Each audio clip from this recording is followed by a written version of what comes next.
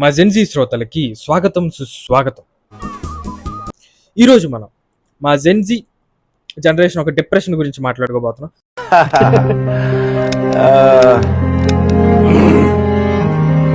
చాలా మంది జెన్జీ శ్రోతలు, మా జెన్జీ వాళ్ళు, నా జూనియర్స్ కానీ నా ఫ్రెండ్స్ కానీ అందరు చాలా డిప్రెషన్గా, చాలా లోగా, ఐసోలేషన్లో ఉండాలి అని చెప్పి ట్రై చేస్తున్నారు.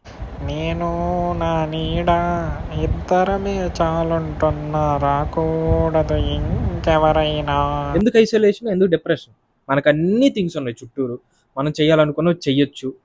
మనకి అడ్వాన్స్డ్ టెక్నాలజీ ఉంది, ఏఐ వచ్చేసింది, ఏదైనా ఈజీగా చేసేయచ్చు అనమాట.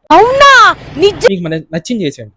ఏమనంటే ఎక్కడో మూల కూర్చొని ఏదో ఆలోచించుకుంటా, గాల్లో లెక్కలు వేసుకుంటా. అసలు ఏం జరుగుతుంది ఈడ, అసలు ఏం చేయాలి ఏంటో, ఇయర్ కూడా మళ్ళీ ఏందోలే, సరే కానీ మనం ఏం చేస్తాం, నాకేం వచ్చు, నా వల్ల కాదు, నాకు ఈ జీవితం వెరత్తి పుట్టింది,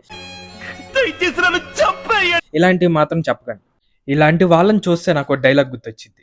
వేల కాని వేలలలో, లేనిపోని వాంఛలతో, దారి కాని దారులలో, కానరాని కాంక్షలతో దేనికోసం పదే పదే దేవులాడుతున్నాం. సో అందరూ ఇవన్నీ మర్చిపోండి, ప్రశాంతంగా ఉండండి, హ్యాపీగా ఎంజాయ్ చేయండి, డిప్రెషన్ పోగొట్టుకోండి, నన్ను సబ్స్క్రైబ్ చేసుకోండి. Bye bye. ఈటీవీ న్యూస్ సమాప్తం. నమస్కారం.